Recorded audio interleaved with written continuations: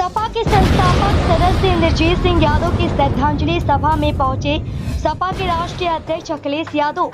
श्रद्धांजलि सभा में पहुंचे अखिलेश यादव ने बीजेपी सरकार पर साधा निशाना। मणिपुर समेत दर्जनों मुद्दों पर बीजेपी पर किए तीखे वार। जालौन पहुंचे सपा के राष्ट्रीय अध्यक्ष अखिलेश यादव। सपा संस्थापक सदस्य इंद्रजीत सिंह यादव की श्रद्धांजलि सभा में शामिल होने आए।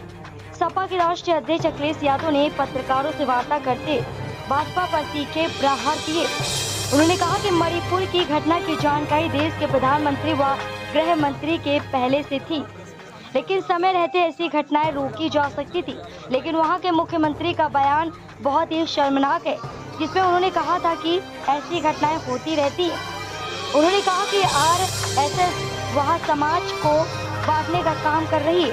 उन्होंने भाजपा पर आरोप लगाते हुए कहा कि देश की खुफिया एजेंसियों को मणिपुर जैसी घटनाओं को रोकने पर काम करना चाहिए, लेकिन वो एजेंसियां राजनीतिक दलों के नेताओं के पीछे छोड़ दी गई हैं।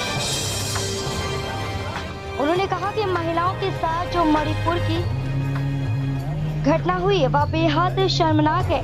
उन्होंने कहा कि मणिपुर की घटना पर संसद में भाजपा को घटना की पूरी जानकारी देनी होगी। उन्होंने कहा कि मैं चैलेंज करता हूं कि प्रदेश के किसी भी जिला अस्पताल में गरीब का इलाज नहीं हो रहा। उन्होंने कहा कि मैं जानबूझकर बुंदेलखंड एक्सप्रेसवे से आया हूं। सड़क को मानक के अनुरूप नहीं बनाया गया।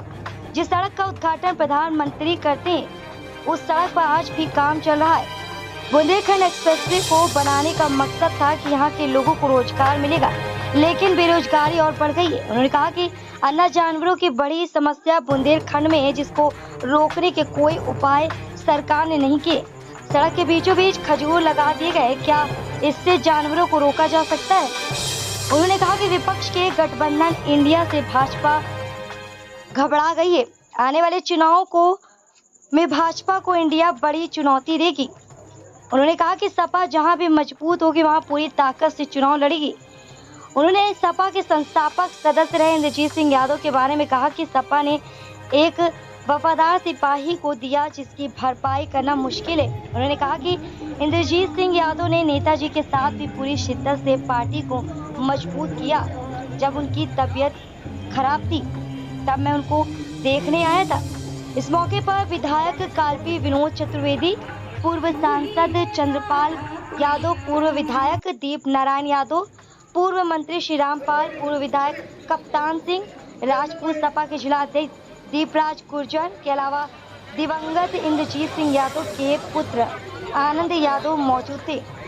जनपद जालौन जी, मणिपुर में जो घटना हुई है, कल प्रधानमंत्री ने कहा बहुत दुखद घटना है, इस पर हम कार्रवाई करेंगे, लेकिन 77 दिन तक उनके एक शब्द नहीं निकले, तो इस पर आप क्या कहेंगे? देखिए, मणिपुर में जो कुछ हो रहा है या जो कुछ हुआ है, ऐसा संभव नहीं है कि भारतीय जनता पार्टी को, देश के प्रधानमंत्री को, देश के होम मिनिस्टर को न पता हो। सच्चाई तो ये है कि आरएसएस की नफरत की राजनीति, आरएसएस की बांटने की राजनीति और भारतीय जनता पार्टी का लगातार वोट कैसे बढ़े, लड़ाई और झगड़े और नफरत से लोगों में दूरियां हो जाए, उन्हें वोट कैसे मिले, इस दिशा में लगातार वो प्रयोगशाला की तरह मणिपुर को इस्तेमाल कर रहे थे।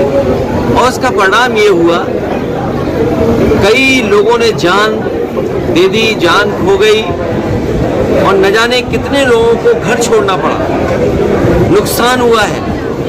और जिस तरह की तस्वीरें आई कि एक महिला को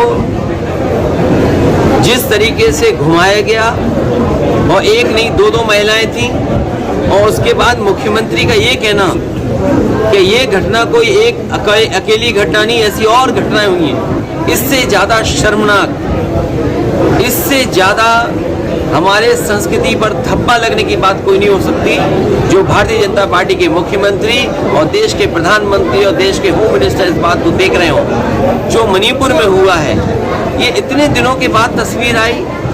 जो संस्थाएं थी, आईबी, वो क्या रिपोर्ट दे रही थी, इनके पास बड़ी बड़ी संस्थाएं जो जानकारी समय समय पर देती हैं, वो संस्थाएं क्या कर रही हैं? जब संस्थाएं पॉलिटिकल लोगों के पीछे लगाएंगे आप, तो वो सच्ची घटनाओं के बारे में क्यों जानकारी देंगे? ये बीजेपी सरकार और बीजेपी के नेता दोषी हैं। वहाँ पर जिन लोगों ने इस तरह की घटना की है, कार्रवाई हो। और आपके माध्यम से यही अपील होगी मणिपुर की जनता से कि झगड़ा, हिंसा, एक दूसरे के खिलाफ नफरत फैलाने से कोई रास्ता नहीं निकलेगा। मिल बैठ करके और जो समस्याओं का समाधान कर सके, वैसे वहाँ के लोगों को समस्या का समाधान के लिए सोचना चाहिए। संसद में आज राजनाथ सिंह ने कहा है कि हम चर्चा के लिए तैयार हैं संसद में इस मुद्दे पर। चर्चा के लिए तो तैयार होना ही पड़ेगा। लोकतंत्र में आप किसकी जबान दबाओगे? आप कितने कैमरे बंद करोगे? कितनी सूचनाएं रोकेंगे? और फिर ये चर्चा या कार्रवाई पहले होनी चाहिए थी। आखिरकार सरकार ये सब घटनाएं क्यों छिपा रही थी? किस तरीके आपने सरकार निभाना चाहता है? मैं जानबूझ करके इस रास्ते से आया। हालांकि दूरी ज़्यादा थी, लेकिन मैं ये मानता था कि दूरी चाहे ज़्यादा हो, लेकिन सड़कें ऐसी बनी है कि मैं कम समय में या उतने ही समय में पहुंच जाऊंगा। लेकिन जैसे ही बुंदेलखंड एक्सप्रेसवे पे चढ़े हैं, वो महसूस होता है कि सड़क में बड़े पैमाने पर जो गुणवत्ता थी, जो मानक थे, उससे सड़क नहीं बनी है। जिस सड़क का उद्घाटन प्रधानमंत्री जी ने किया हो, उस सड़क पर काम अभी भी चल रहा हो और ऐसा लगता है कि उस पर हर जगह जानबूझ करके गड्ढे बनाए गए हैं या उसकी राइडिंग क्वालिटी खराब की गई है। ये सीधा सीधा भ्रष्टाचार की तरफ इशारा करती है सड़क। नया क्लेवर, नया अंदाज। आप देख रहे हैं देश का number 1 digital news channel Soni news. पैनी नजर, तीखी सोच। हर छोटी बड़ी ताजी न्यूज पाने के लिए हमें फेसबुक, ट्विटर, यूट्यूब और व्हाट्सएप पर हमें सब्सक्राइब करें और फॉलो करें आपका अपना web news channel Soni news.